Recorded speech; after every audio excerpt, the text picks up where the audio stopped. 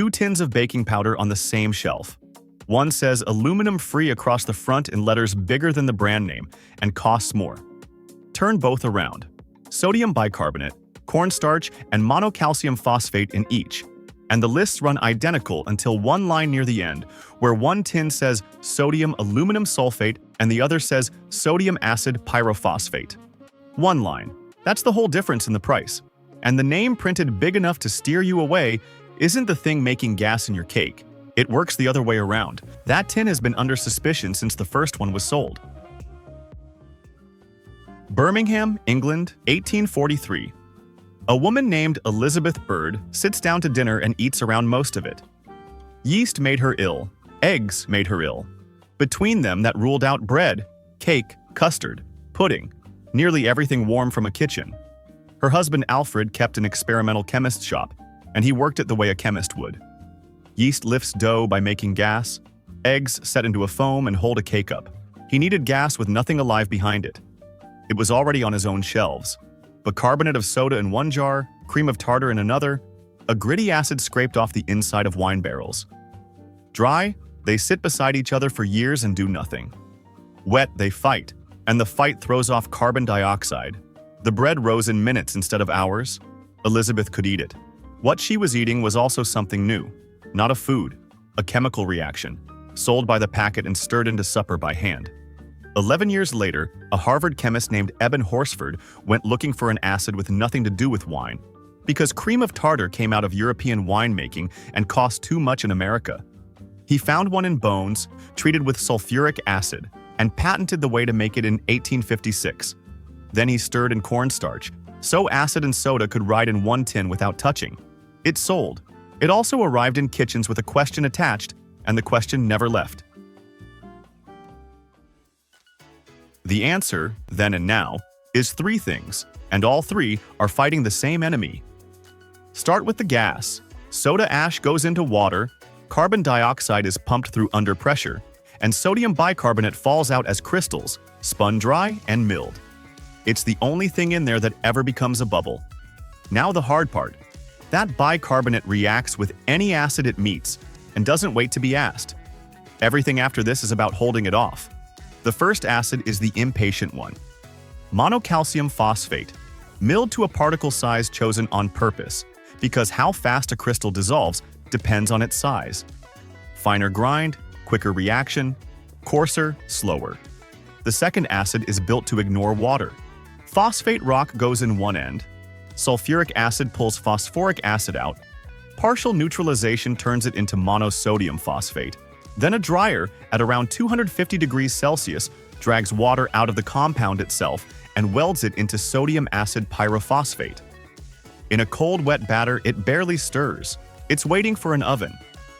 In the other tin, that same job belongs to sodium aluminum sulfate.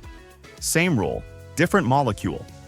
Third comes cornstarch, dried until almost no water is left and it does nothing at all.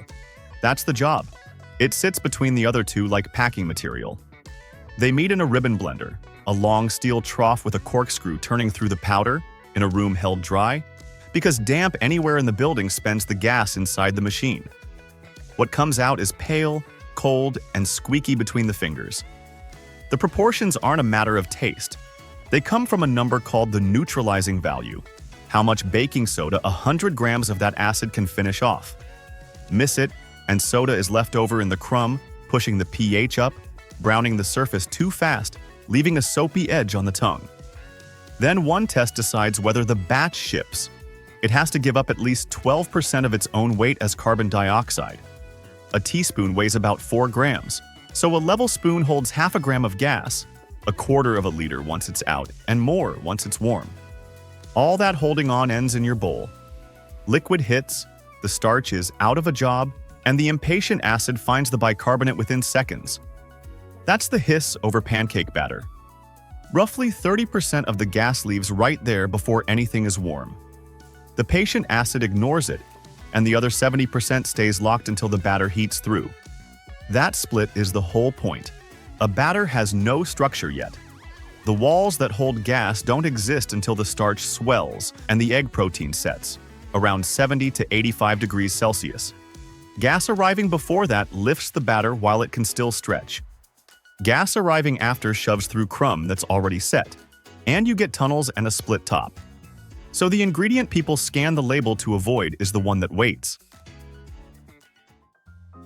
Aluminum makes up about 8% of the Earth's crust, so traces sit in almost everything grown in soil, and most people take in far more from food than from leavening.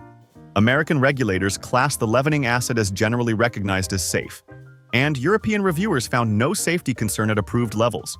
On the Alzheimer's question, the consensus doesn't support a causal link between the small amounts of aluminum in food and the disease. One honest complaint survives, and it isn't about health. Some people taste it, a faint metallic edge, easiest to notice in a plain biscuit or sponge. That's a real reason to switch tins. It just isn't the one printed on the front.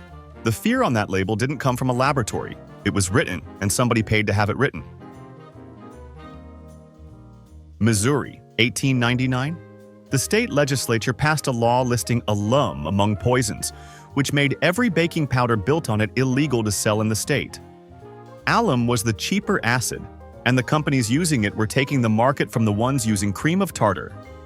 In 1903, it came apart. A grand jury heard testimony that payments between $15,000 and $25,000 had reached a state senator and the lieutenant governor, part of it toward a run for governor. The lieutenant governor left Missouri, stayed gone a week, came back, and named names under oath. The head of the company that pushed hardest for the ban was in New York by then, and the state refused to send him back. He was never tried. The law stood anyway.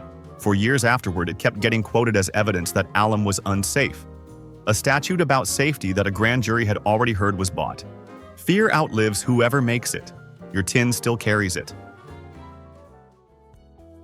The useful thing with either tin is to turn it and read the acid, not the front. If plain bakes taste of metal to you, the pyrophosphate tin is worth the extra. If not, the aluminum one costs less and holds its gas longer, which suits a thick batter. One honest limit: aluminum-free powders tend to give up more gas early, so that batter wants the oven, not the counter. The man who put that third powder in is worth knowing. Horsford got rich on it, then spent it trying to prove Vikings settled Boston.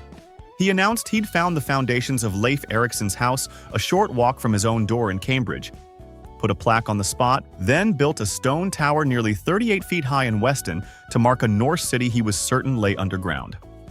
Archaeologists have never found anything to support it. The tower is still standing. He wasn't careless. He was a serious chemist, certain for 30 years about something the ground never backed. Being good with facts has never stopped anybody believing what they'd rather believe.